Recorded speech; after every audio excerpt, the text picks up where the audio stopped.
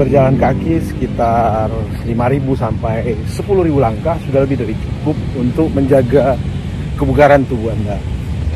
Dan berolahraga tidak semata hanya menjaga kebugaran, tapi berolahraga juga adalah bagian dari cara kita mensyukuri nikmat kesehatan yang Tuhan berikan. Lo itu nyari apa sih bang? Gue bangun pagi, gue keluar rumah jam 5, gue lihat mobil lu masih ada. Setengah 6 gue lihat mobil udah nggak ada. Malam-malam jam 9 gue keluar, mobilmu belum ada. Jadi kapan waktu buat anak-anakmu? Tetapi ini adalah problematika dari banyak keluarga muda yang saat ini bekerja sebagai seorang profesional. Dan tidak jarang suami istri juga bekerja sebagai seorang profesional, berangkat pagi hari, pulang di sore hari, bahkan malam hari.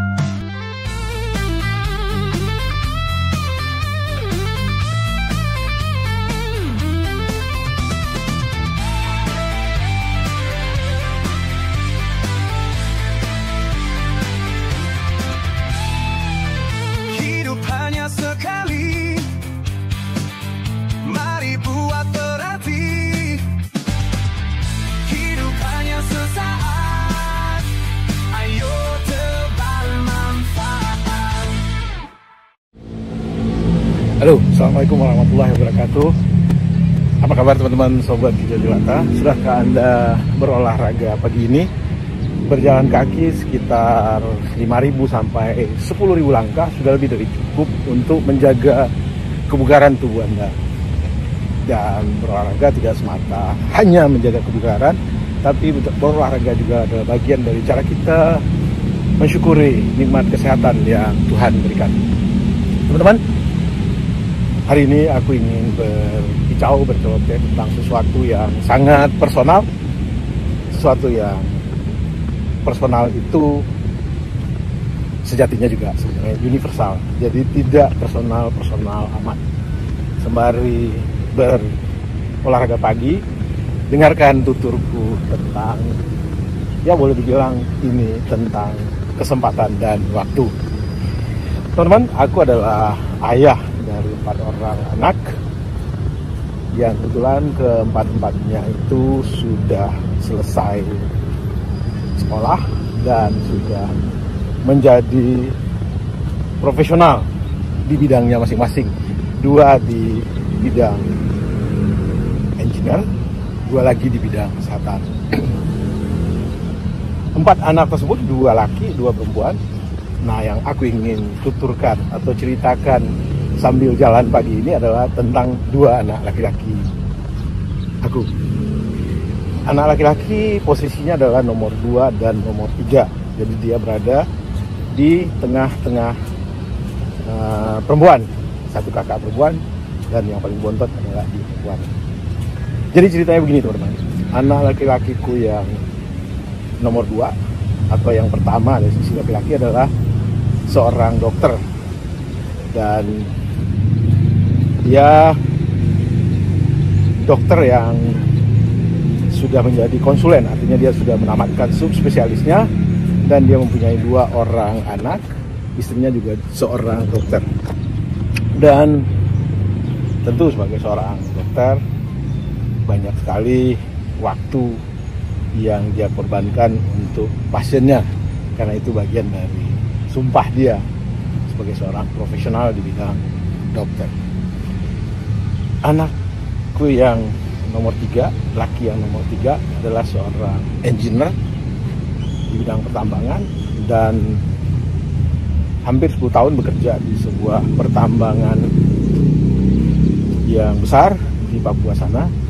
Dan 2 bulan yang lalu dia memutuskan untuk berhenti kerja di sana dan dia pindah ke sebuah konsultan di bidang pertambangan yang home base-nya adalah di Jakarta. alasan dia untuk pindah kerja tersebut adalah untuk mengusahakan lebih banyak waktu mendampingi anak-anaknya bertumbuh dan berkembang. Karena 2 anak yang dia punyai itu sudah masuk kelas 1 SD dan yang kecil sudah di TK. Posisi yang selama ini lebih kurang 10 tahun dia jalani itu 6 minggu di Papua, 2 minggu di Jakarta. Meski ada ketemu minimal dalam rentang waktu tersebut dengan anak-anaknya, tetapi mulai sekolah anaknya sering menanyakan keberadaan ayahnya, kemana ayah. Itulah yang menjadi dasar pertimbangan dari anakku yang nomor 3 ini untuk berhenti bekerja di pertambangan tersebut dan mulai atau mencari kerja baru yang alhamdulillah dia dapat, sebuah konsultan berbasis di Brisbane, tapi cabangnya ada di Jakarta. Nah, yang aku mau sharing adalah anakku yang nomor 2 yang dokter, yang hampir sejak dia berumah tangga, day to day hidup bersama anak-anaknya, itu seperti dijewer oleh adiknya yang nomor 3 yang baru 2 bulan pindah ke Jakarta. Kenapa? Karena satu saat anakku yang nomor 3 berkata kepada abangnya, "Bang, lo itu nyari apa sih bang? Gue bangun pagi, gue keluar rumah jam 5, gue lihat mobil lo masih ada. Setengah 6 gue lihat mobil udah nggak ada. Malam-malam jam 9 gue keluar, mobilmu belum ada. Jadi kapan waktu buat anak-anakmu?" Nah, itu anakku yang dokter ini merasa dijewer oleh adiknya dan dia semacam curhat atau ya menyatakan itu kepadaku apa yang harus disikapi. Karena dia bilang profesi sebagai seorang dokter, ya inilah bagian dari komitmen mengutamakan pasien, membantu orang lain. Dan setelah kurang renungkan, sepertinya benar juga kata adikku, aku itu nyari apa sih? Sama-sama di Jakarta, berangkat sebelum anak bangun tidur dan pulang setelah anak tertidur. Ya teman-teman, ini sebagai prolog, bukan hanya problematika dari anak-anakku, tetapi ini adalah problematika dari banyak keluarga muda yang saat ini bekerja sebagai seorang profesional. Dan tidak jarang suami istri juga bekerja sebagai seorang profesional, berangkat pagi hari, pulang di sore hari, bahkan malam hari.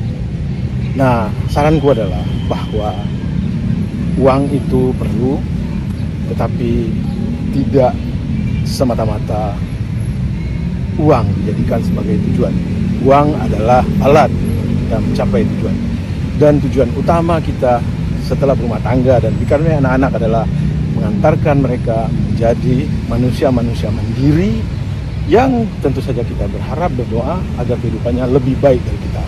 Karena itu teman-teman yang masih muda, mari tentukan limitasi uang atau finansial Anda dan pandai-pandailah membagi waktu dengan anak-anak Anda. Teman-teman, hidup hanya sekali. Mari bikin berarti, hidup hanya saat, ayo tebar banyak manfaat. Wassalamualaikum warahmatullahi wabarakatuh.